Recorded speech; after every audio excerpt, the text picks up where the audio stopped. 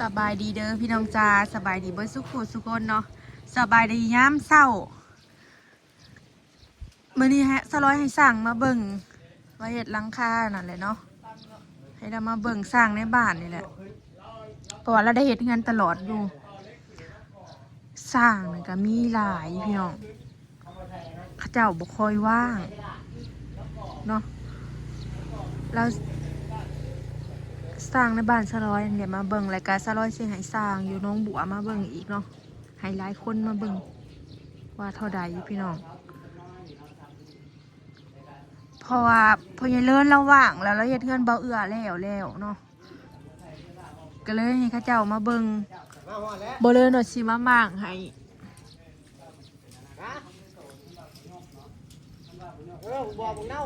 สร้างมั่างสร้อยให้เบาเลินเนาะกับทีมงานเราและคนที่เฮ็ดหลังคาน่ะจ้างต่างหาก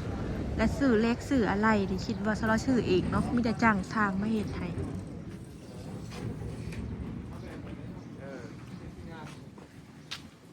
ว่าไงสร้างบอกไอเพิ่นพี่น้องคนในบ้าน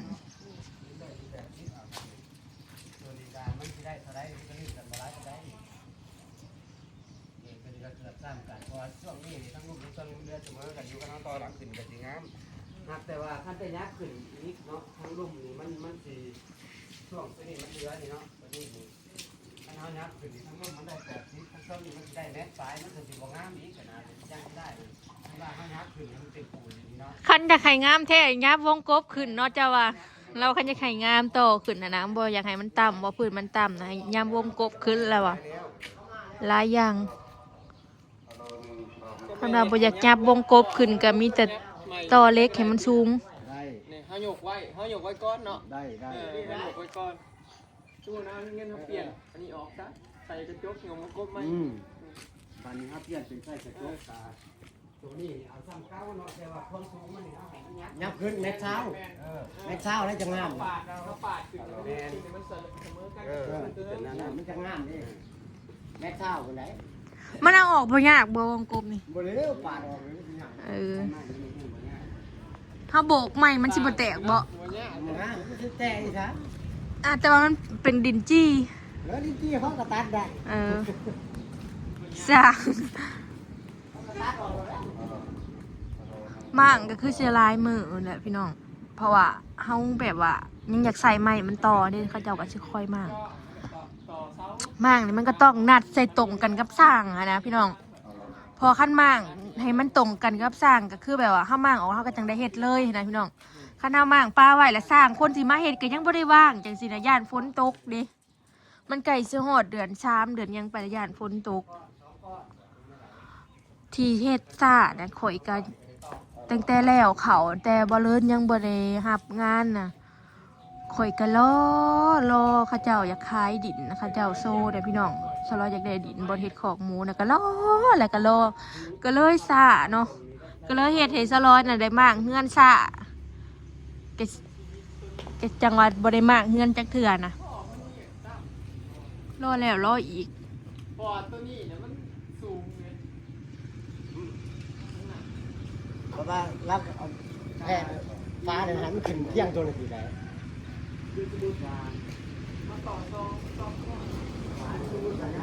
ในสั่งก็แทรกเบิ่งก่อนเนาะว่าเท่าใดพี่น้องได้สิมาบอก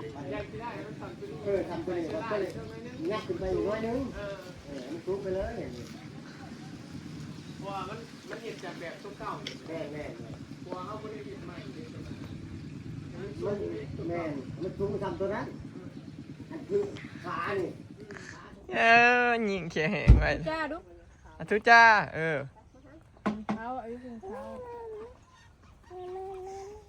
ตู้เย็นก็ตายพี่น้องคล้ายตู้เย็นเดี๋ยวซื้อใหม่ตู้เย็นก็ได้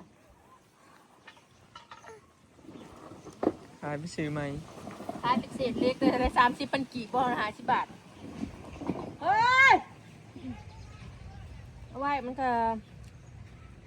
มัน9ตู้เย็นตัวนึง10 กว่าปีพี่น้องไม่15 ปีบอกสบายจริงแต่มาอยู่เงินอย่าเฮ็ดป้อนขาลิยำข้าวป้อนบ่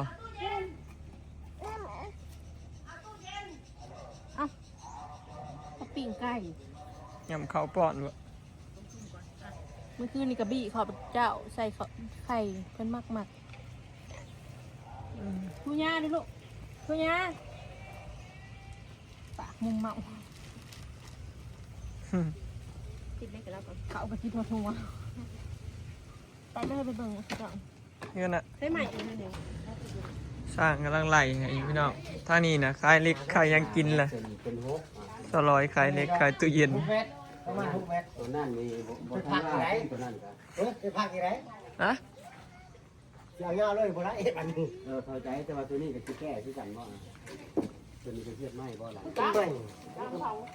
มันก็สิใหม่คือกันแล้วมันก็โตเนื้อกันเลย หึ ตัวนี้ก็ มันพักหนึงอยู่ได้ ไม่บ่ตัวนี้ก็ไม่บ่ เท่ามาสโลปมาเนาะ สลบ ลงมาเนาะหมอนี่ มัน3ช้อน มันสาม สาม ช้อน ช้อน แมนนึ่งมาแล้วก็นึ่งช้อนนึงอีกก็ช้อนนึงอีก เขาเห็ดเป็นซองซ้อนบ่ได้บ่ซ้อนนี่ซ้อนนี่ยาวลาวลวงเลยจ้ะ โอ้ตัวนี้อยากเอาเงาคุณเลยบ่ เอาชุดเลย มันลายของโพดบ่หรือว่าเห็ดเป็นผักสามผักบ่ จะเฮ็ดเป็น3เอาก็ได้ โอ้ สี สี งาม น้ำ เป็ เป็น น 3 3 เล เลย ย เข้าใจต้องเป็น3มันถึงงาม อืม นี่เขาเลย มันสูงเนาะตัวนี้ต่ำสามนั่นแหละ น้ำนะ สามเลย มันจะสีน้ สามเลยแหละ ำอ๋อตัวนั้นมันก็ไม่ เออ มันห้างตัวนั้นต่อไป แม่นแม่น น้ำ สาม ไม่สีไปช่วย ปึ้งเลย27,60 บาท 27,60 บาท ค่ะจ้างกำลังพาพี่น้องเกือบ300,000มาชัดเป็นตาเพชรไม่บ่เลย ชูซีก็เฮ็ดไม่ร้อยซะอาจจะเคยเฮ็ดมาน่ะเฮ็ดเงินน่ะ ทำเป็นเงินล้างไม้ แม่น โพดเนาะสามีเฮ็ดหลังใหม่คือว่าน่ะ มันหยกลม มันคือเบิดหลายแท้นี่เป็นตาทุบถิ่มมาเฮ็ดใหม่แท้นี่มาเฮ็ดกันเก่านี่กันเนาะ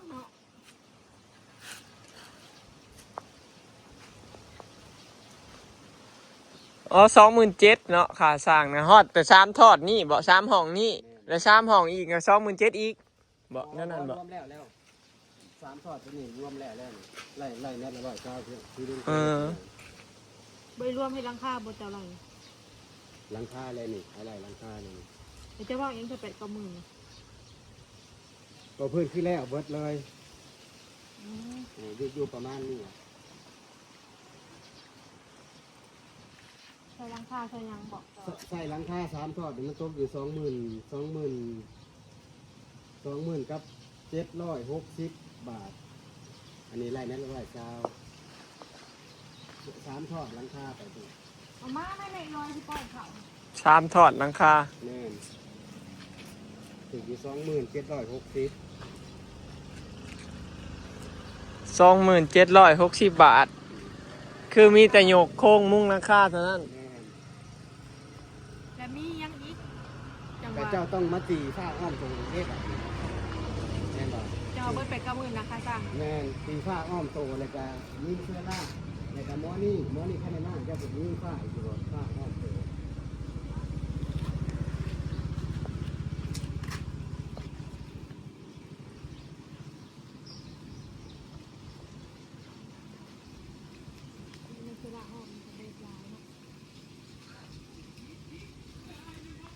แม่มาตีที่ป้อนเขานี้ ไม่เสื้อละนี่ก็เนาะ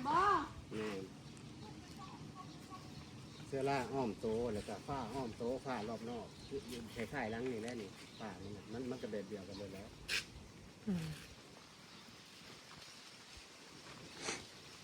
ทำผิดลังใหม่เนาะ แม่น กระ เรา เทิน จะ นะ ทำห เนาะ ลังไม้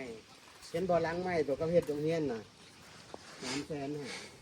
รวมค่าสร้างตัวอุปกรณ์งานกระดิ่งทองนั่นเด้ อืม ทางโรงเรียนบ้านเฮาน่ะ300,000น่ะ นั่นแหละยังมาคิดอุก มันเบิดลายป่ะนี่ทั้งหมดเหตุเทือนหลังใหม่ มันก็เบิดบ่ได้ลายคือเก่า ครับ300,000นะเอาแต่เบิดจะไว้ก่อนก็ได้ อืม เราจะซีโทรว่า คิดอุกบ่ ก่อน เรื่องหลังเก่ากับหลังใหม่พี่น้องพัอ่านเลือกมาถือเลยบอฉีดในได้ดีนี่ ขนาดแป้งที่สื่อได้เนาะ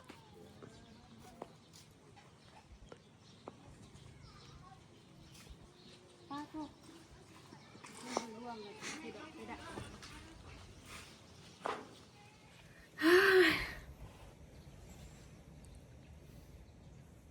มานั่งคิดกลุ่มใจเงาหงอยแต่บาดนี้พี่น้องเอาไหลค่าข้างออกมาแล้วเกือบ300,000สรอให้สร้างมาเบิ่งวังหันนะค่ะของข้าเจ้าเบิดเลยข้าเจ้าเมาอ่ะ2,500,000แล้วอ่ะอันนี้ประเทงก็สิแพงกว่าเจ้าจังได้ดีหมางกับเห็ดลังใหม่เนี่ยพอเป็นกันให้สิทิมก็บ่ได้อีกเฮือนลังเป็นเฮือนมูลอีเมพี่น้องปลาไหวกับตัวมันไปมันก็มีแต่สิโยดลงอีก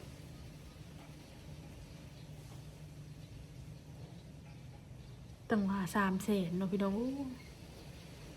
เงินไผบ่ได้มีฮอดปานนั้นเนี่ยสิบาทนี่ว่าสิให้สร้างมาเบิ่งอีกอยู่ค่ามั่งก็ต่างหากเลยนี่พ่อยมั่งก็เขาพ่อใหญ่เลินสิมามั่งเขาก็ว่า20,000นี่แหละกูมือนี่คันบ่มีเงินนี่ยากพี่น้องเฮ็ดยังไงคิดยากแล้วปะเนี่ยขนาดว่าเล็กยังจะคลองซื้อได้นี่นะเราไหลยังเกือบ300,000แล้วอ่ะค่าสร้างกับ8-9 หมื่นก็อยากกลับไปเป็นเด็กจังเลยนะลูกเนาะตื่นมาก็กินข้าวเลยก็นอนเลยก็ลิ้นไม่ต้องคิดอะไรนะลูกเนาะแม่เจ็บบ่เพลงอีมาไม่หายเหนื่อยแล้วบอกเลขหน่อยจิบอกเลขแม่หน่อยจิอันนี้เงินเห็ดเงินเดี๋ยวลูกโอ้ยเนาะเฮ้ยพี่น้องคิดเบิ่งก่อนเนาะได้สิให้สร้างคนใหม่มาเบิ่งอีกแต่เราก็ไล่เพื่อไว้ให้แหละเนาะเพราะเราตรงเพื่อไว้อยู่แล้วไล่เป๊ะๆมันก็บ่ได้ดอกเนาะ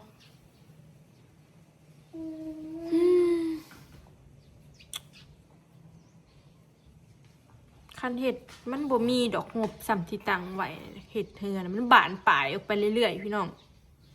จากที่ว่า200,000นี่ก็บานปลายออกไปเห็ดตัวแท้แต่บานปลายออกไปเรื่อยๆอันเห็ดเฮือนเดี๋ยวบ่ได้มีสิ้นสุดนอนลิดเนาะไปนอนปะโอเคเนาะพี่น้องคลิปนี้ก็สิขอเก็บภาพบรรยากาศไว้ซะมีเด้อคิดอีกก่อนสบายดีให้สั่งมาเบิ่งให้เนาะบ่ทันได้ว่ามั่งบ่ทันได้ยังดอกคิดเบิ่งก่อนกระบอกอ้อยเพราะว่าคันมั่งเขาเจ้าก็ยังรับงานอยู่